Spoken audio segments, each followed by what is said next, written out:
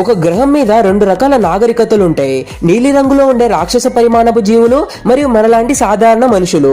అక్కడ నీలిరంగు జీవులు పాలకులుగా అధునాతన సాంకేతికతతో జీవిస్తూ ఉంటే, మనుషులు మాత్రం రాతి యుగంలో ఉంటూ ఆహారం దొంగలిస్తూ బతుకుతూ ఉంటారు.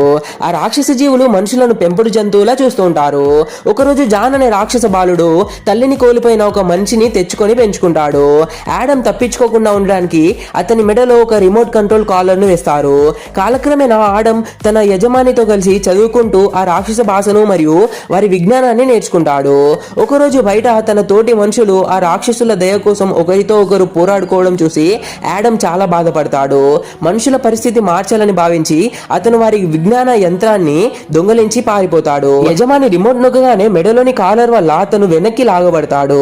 కానీ అప్పుడే మరొక అమ్మాయి అతన్ని రక్షించి ఆ కాలర్ ను తొలగిస్తుంది. చివరకు ఆ విజ్ఞాన యంత్రం సాయంతో తమ వెనుకబడిన జాతిని అభివృద్ధి చేయాలని వారు నిర్ణయించుకుంటారు. జ్ఞానం మరియు విద్య అనేవి బానిస సంఖ్యలను తెంచే శక్తివంతమైన ఆయుధాలు. మనం ఎంతటి క్లిష్ట పరిస్థితుల్లో ఉన్న విజ్ఞానాన్ని పరిజిస్తే మన జాతిని మరియు మన భవిష్యత్తును మనమే మార్చుకోగలం. స్వేచ్ఛ అనేది పోరాడి సాధించుకోవాల్సినది.